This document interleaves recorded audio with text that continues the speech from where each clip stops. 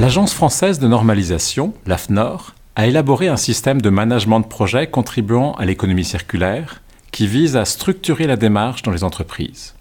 Nous présentons ce schéma du haut vers le bas.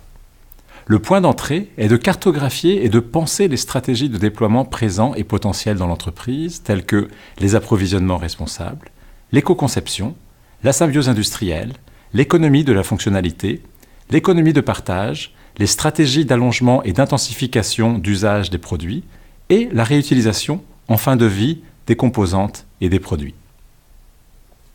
Chaque projet, tel qu'illustré au milieu du schéma, a le potentiel de contribuer à l'économie circulaire des points de vue économique, environnemental et social.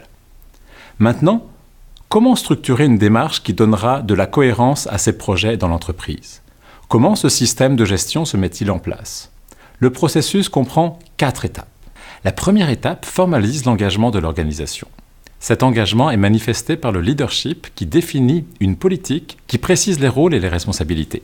La seconde étape se concentre sur le plan en tant que tel et se compose d'une cartographie de la situation de référence interne et externe en matière d'initiatives existantes en économie circulaire, ce qui mène à la définition d'une stratégie et d'un plan d'action en économie circulaire.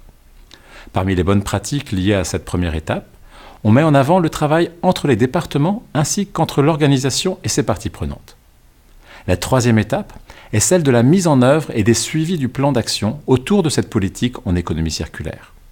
Finalement, la quatrième étape est celle de la vérification et de l'évaluation des résultats réalisés qui mène naturellement à la mise en place d'un suivi continu des améliorations sur le long terme. Ce processus en 4 étapes s'articule en lien avec des stratégies de déploiement présentes dans l'entreprise. En conclusion, comment pérenniser cette démarche?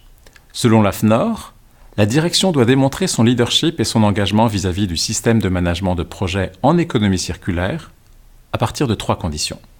D'abord, en s'assurant que la politique et les objectifs sont établis pour le système de management de projet et qu'ils sont compatibles avec l'orientation stratégique de l'organisation. Ensuite, en s'assurant que les exigences liées au système de management de projet en économie circulaire sont intégrées au processus métier de l'entreprise.